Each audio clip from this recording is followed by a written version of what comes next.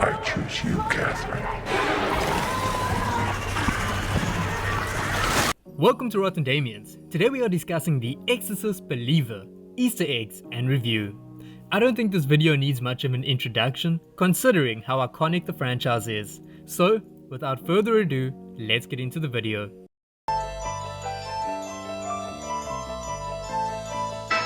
The movie begins when our protagonists are on holiday in Haiti.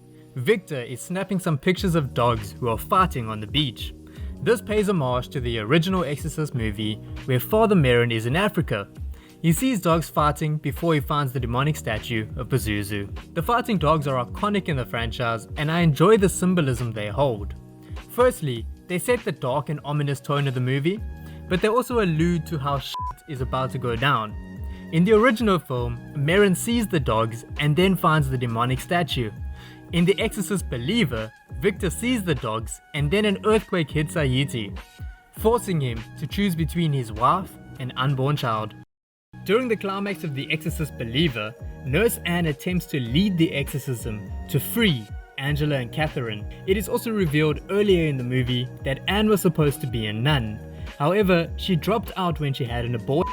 During the exorcism, Angela makes a crude joke. She says that the power of Christ compelled her to have the abortion. Power of Christ compelled. This is obviously a nod to the iconic line in the original film, that line being, The power of Christ compels you!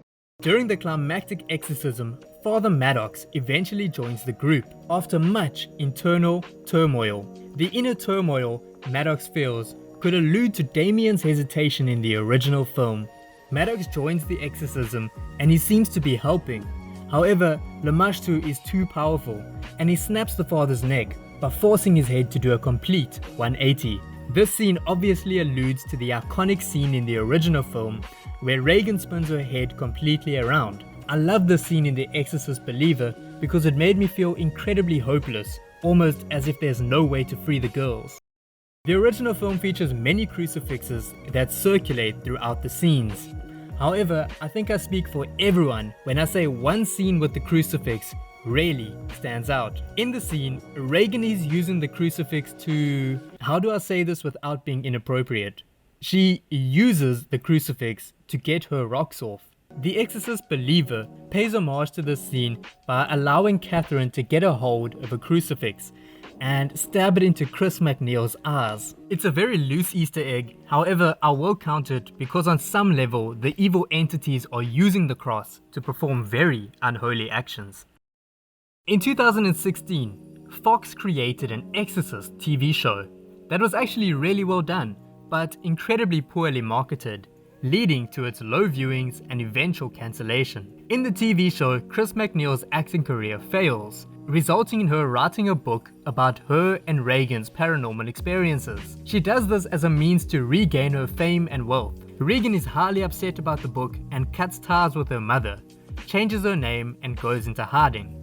In The Exorcist Believer, Chris MacNeil also wrote a book ruining her relationship with her daughter and forcing Regan to go into hiding. However, in the movie she doesn't write the book for monetary gain, but rather to help those who are plagued by similar situations. The movie clearly pays homage to the TV show by featuring a very similar story arc. The Exorcist Believer is a sequel to the original movie. However, I would not say that it's a direct sequel. Hence, it doesn't really build on the events from the original movie. The only continuation is Chris and Regan.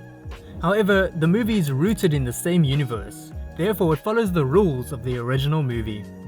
We see this during the final exorcism where Catherine spits the same green vomit into Anne's face, which is obviously a nod to the original where Regan does a lot of green puking. In the original they used pea soup as vomit, but in The Exorcist Believer the movie takes a bit more of a dark twist on the vomit, where it is often black gunk or blood. We also see the Exorcist rules when Angela levitates and when the demon plays mind games. The mind games are seen when Catherine reveals the truth about Anne, but also when Angela tells us that Victor chose his wife to survive. And in a twist, Angela ended up surviving. In the original movie, Regan often levitates as a show of her power and possession. And the demon plays mind games with Damien by abusing the fact that his mother passed away without anyone by her side. In the original Exorcist, we see that Father Merrin has a purple frock, which is supposed to ward off evil. He wears this frock in the majority of the scenes that feature him. In The Exorcist Believer, Maddox has a purple frock, but this Easter egg features via Victor's late wife's purple scarf. Angela steals the scarf in hopes of using it to contact her mother. However, Victor takes the scarf away because he's unable to let it go and have it potentially get damaged. This later allows Angela and Catherine to become possessed by Lamashtu.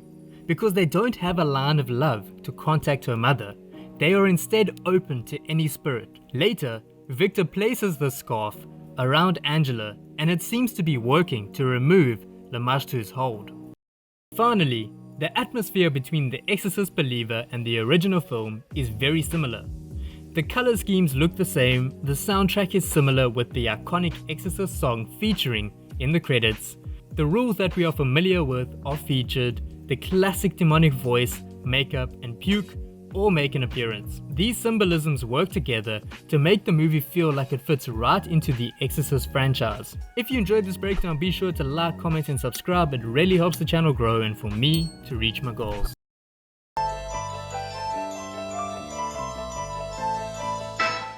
Honestly, I love The Exorcist Believer, and I don't think it deserved the flack that it got. I understand that people are upset that the story regarding Father Merrick and Damien wasn't built upon. However, you need to understand that this movie is set many years after the original. Father Merrick and Damien have long passed on, and so has their story arc. Nothing more had to feature about them. I agree they could have expanded more upon the lore behind the demons, but apart from that, I think the movie was the perfect sequel.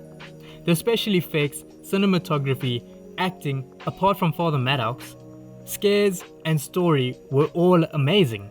The movie is by no means perfect, but I don't think it's that far off from the original. I would give it 7 Rotten Damiens out of 10. Thank you for watching, and based on how well this video does, I'll do a complete breakdown of the movie. I'll see you next week.